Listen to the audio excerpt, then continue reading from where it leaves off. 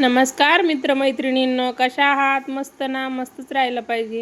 हे बघा, आज आपण वांग्याची भाजी बनवणार आहोत, पण ती नेहमीपेक्षा वेगळी बनवणार आहोत. कारण की हिरव्या पालेभाज्या मुलं खायला नकोशी म्हणतात, त्यामुळं आपण त्यामध्ये पालक भाजी टाकून वांग्याची भाजी बनवणार आहोत. मुलांना कळणार पण नाही आणि मुलाला पालेभाज्या खायला पण मिळतील, डब्याला पण तुम्ही देऊ शकतात. अशी ही वांगे आणि पालकाची भाजी कशी बनवायची, चला तर बघूया. हे बघा, इथं मी ना 2 कांदे घेतलेले आहेत. हे कांदे आपल्याला एक छोटा आणि एक थोडा मोठा कांदा घेतलेला आहे. तर तुम्ही 2 मोठे किंवा 2 छोटे घेऊ शकतात. कांद्याचं तुमच्या मर्जीप्रमाणे कमी जादा टाकू शकतात.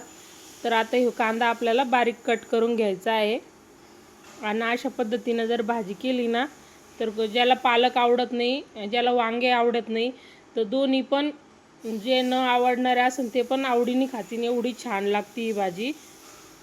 कांदा कट करून झालेला आहे. इथं 1 पाव वांगे घेतलेले आहे मी. तर वांग्याचे आपल्याला असे छोटे छोटे तुकडे करून घ्यायचे आहे.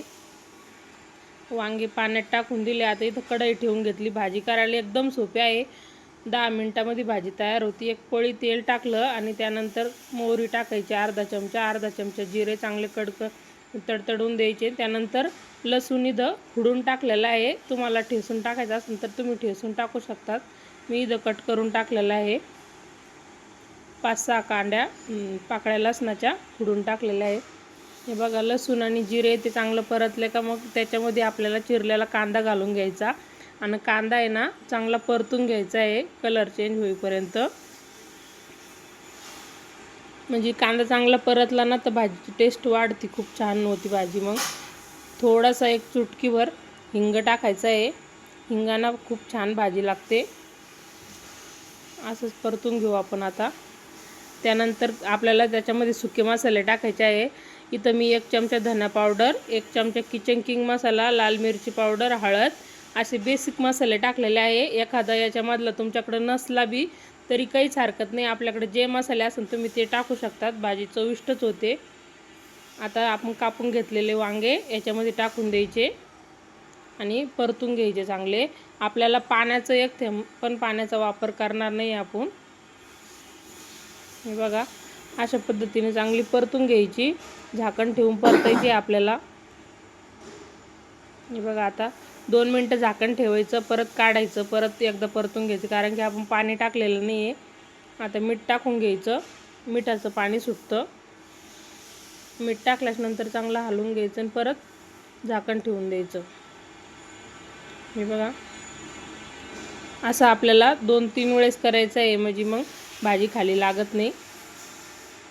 आणि या भाजी बिना पाण्याची वांग्याची भाजी केली ना तर त्याची टेस्ट छानच येते.